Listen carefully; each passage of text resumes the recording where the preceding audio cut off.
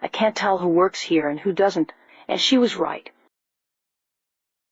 In a change of pace from the usual tales on this page, this story is about a customer who was actually correct in her statement, was able to laugh at the situation. Over the weekend I went to a very popular Renaissance fair. Many people dress up in garb from the time period as well as other fun outfits, costumes. I was dressed as a wood elf. I went into this corset shop and was looking around. After a few minutes, a young man in typical Ren Fair clothing announced that if anyone needed to be sized for a corset, he would be happy to help.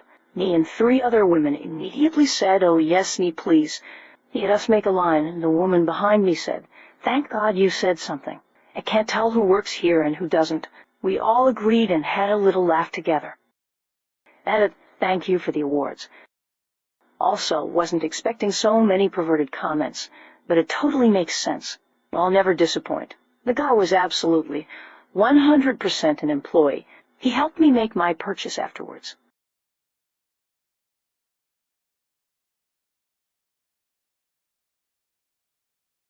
A Karen and a loud comeuppance. So I have always been a very self-confident type of person, but also easygoing and always doing my best to be decent to people. I was just brought up that way. I also expect it from others and have absolutely zero patience for people who think it's okay to act out or be blatantly rude. One afternoon I was at a Wally World, trying to do some shopping. I hadn't thought much about it, but I happened to be wearing the store's colors, a dark blue, button-up shirt, neat jeans, and nice work shoes. I am a trucker, was wearing a shirt from my company. I just like to dress nice and look respectable and dress like this all the time. At any rate, I then hear it, a Karen in the wild. A forceful clearing of the throat. Excuse me. I turned to look, and I kid you not, I wouldn't have believed anyone could look like the stereotype, but there she stood. Business attire and shoulder length, straight, platinum blonde hair. A huge the world bows to my whims attitude. She gazed at me sternly, her eyes steely, her demeanor as if she were about to berate a servant who had erred. I stared silent for a moment, gathering back a swell of irritation at just seeing the attitude this lady had, then just simply blurted, "What?" She jerked back incredulous, as though I had just slapped her. But she was also quick to recover, her look of steely-eyed, and now, very justified, outrage staring out at me from within her perfectly coiffed straight, platinum blonde locks. Employees should not speak to customer in such a fashion as she informed me. Yes, she used those exact words and did inform me, as though I had done something very wrong by addressing such an important customer in such an impertinent manner. My brows just went up, that was all. But I said in a very level tone, "I don't work here." Then I turned away from her, just intent on going back to my shopping. "You do not turn away from me." She seized from behind me, then went so far as to grab the back of my suspenders. I very calmly turned back around, looked down at her a sec. I'm 6 foot and she was like 5.5 or something. Then I leaned down very close to her face. This was long before COVID. And began in a very low voice, I said. Then raising my voice to its loudest by the word, finished with, "I do not work here." By the time I was out with here, I was so loud I could have been heard all the way through this superstore. I even think I blew her hair back a little. The look in her face was wonderful. I'm sorry," she stammered. "I thought you were." I cut her off, thought I was employee, yes. I was still dead in her face, my eyes now 10 times harder than hers ever could be. "Which you thought gave you the right to speak to me and treat me as though I was beneath you." I leaned in even closer. She stood spellbound, the viper and mouse, she the mouse, me the viper. "Well, I got news for you, lady. Buying stuff from a store and spending a little money does not grant you license to abuse or belittle people." At which point, I straightened and then did turn on my heel and walk away from her. Well, she stood there gawping like a fish out of water, absolutely speechless. It was delightfully wonderful. Edit, and I appreciate the support everyone has shown here, the compliments on my skill at writing, not the least among the support I appreciate. However, I will no longer be participating on Reddit. I've had 2 of my posts removed, and for no valid reasons I could see. One was, I think, because a troll raised a complaint because they couldn't win an argument, and the second, I haven't the first clue. The second was a post I'd written in malicious compliance. As soon as I had it done, it said at the top that the post had been removed by a moderator. There was absolutely no reason for the removal that I could fathom.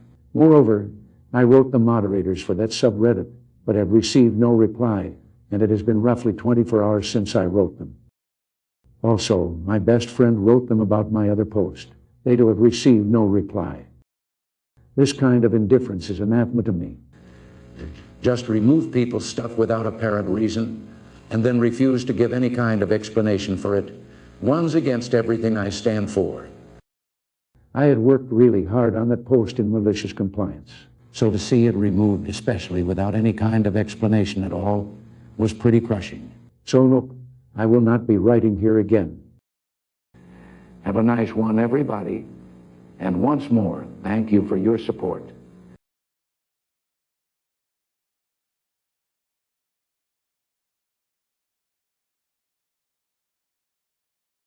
I watched two strangers meet and fall in love. I was in line at the pharmacy, and a handsome fellow was by me, speaking on the phone. I whispered to make sure I wasn't passing him in line, and things were fine. The man didn't seem to work for the pharmacy, but I think he worked for some brand that had him messing with products on the shelf. After I turned around to wait for my turn at the counter, a pretty lady popped up from around the corner and tried asking the man for help, but he interrupted her and said he didn't work there. But let me tell you, they were flirting, smiling, blushing, giggling, and I don't know what happened after I left, but I can just assume they swapped numbers. All wanted to share.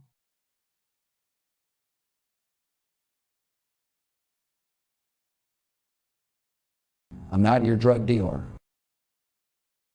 First time posting. English is my first language, but grammar may be off because I'm not getting graded on this, so I don't really care. In the early 2000s, I had my first apartment above a pizza place and right next to a bar, because it was downtown. At the apartments part of the building was actually a security building where you had to buzz to get up if you didn't live there.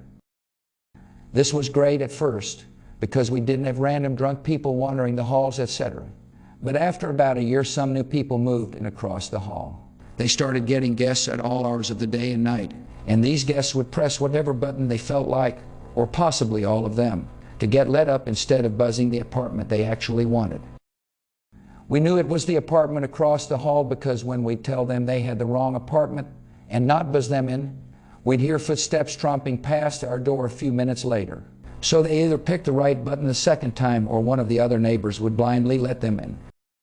One night, about 3 a.m., we get a buzz. At least the second one that night, and I was fed up. I picked up the receiver and screamed into it, "Do you know what the F time it is?" There was a very sheepish sorry, and a guy explaining that he's looking for name of neighbor. I calmed down a little and told him he had the wrong apartment and hung up. There were fewer buzzes after that, and things were okay for a while. Until one day we hear big boots storming up the stairs, a bang, and a big booming voice, probably with a loudspeaker, saying, "Everyone on the ground." We stayed super quiet in our apartment until everything was over. It turns out that apartment was a meth lab, and we overheard the police raid.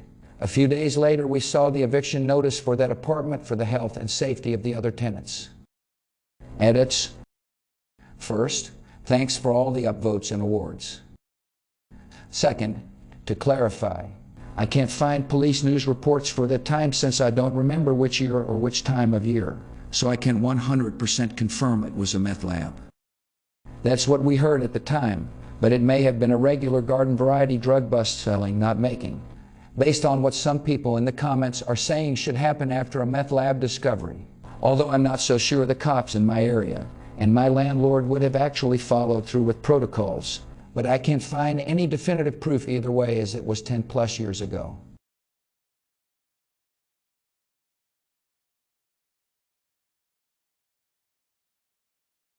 Check out my other wonderful videos.